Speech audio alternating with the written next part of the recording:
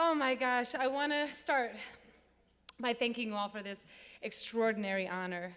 Awards and accolades and honors are always lovely and they're humbling, but when they come from an organization and a movement and a place with such clear missions and true directives, they kind of mean everything. I would like to share a little bit about my personal connection to one of Liberty Hill's priorities, in particular, LGBTQ justice. When I set out to be an actor and a performer, I had no idea what was coming. And like so many of us who choose a creative life, you hope to make an artistic impact, of course. But you also hope that you're gonna get a job that just lets you stop bartending for a few months. You know what I'm saying back there, bartending? Yes. There were years of the classic starving actor struggles, auditioning, bartending, waitressing, the occasional touring show. And let me tell you, when you're touring Europe with a production of Hair, the rock musical, you don't think about the struggles of the LGBT community because you are in this little gay bubble of fabulousness. And you just imagine that the world outside matches your progressive theater community where everything is love and light and tolerance. Ah, youth. But then Hair ends, and if you're really, really lucky, you get a role on the show of a lifetime, and for me, that was Ugly Betty.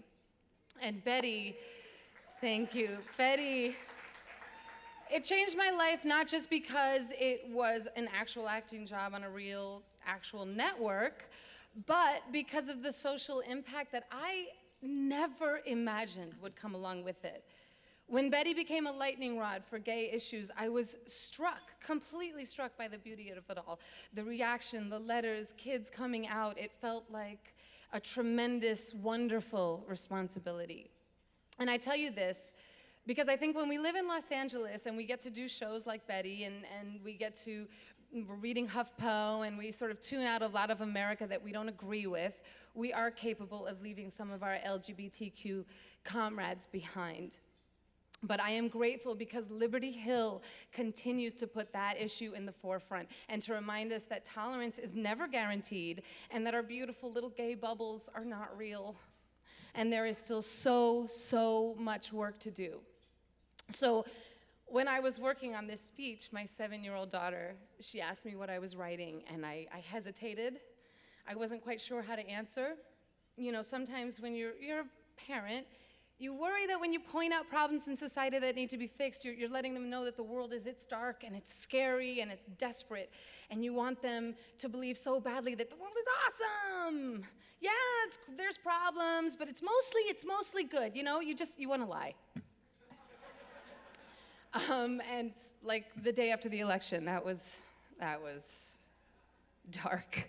Mommy, why are you crying? It's gonna be okay. No, it's not gonna be okay. It's never gonna be okay. Anyway, so I was writing this and I had the Liberty Hill webpage open and where it lists the priorities and it lists LGBTQ justice, economic justice, racial justice, environmental justice.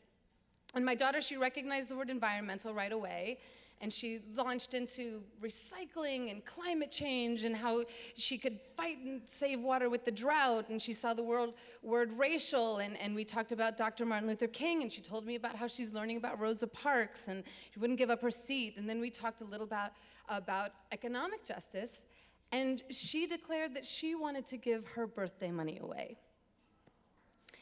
And then I realized just how close her world is to the Liberty Hill priorities. How Liberty Hill isn't some abstract idea to the children of LA, but how it is a direct line to them. It literally started a conversation between myself and the next generation, my daughter.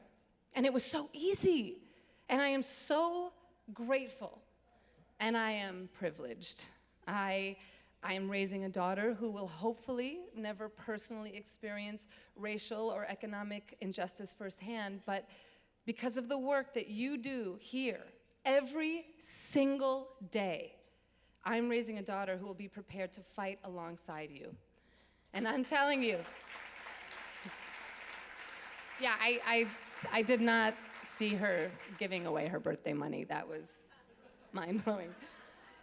So my daughter, my son, and your sons and daughters, because of Liberty Hill's dedication to the priorities that you have set, future generations are set to fight by your side, to fight for love, to fight for tolerance and equality.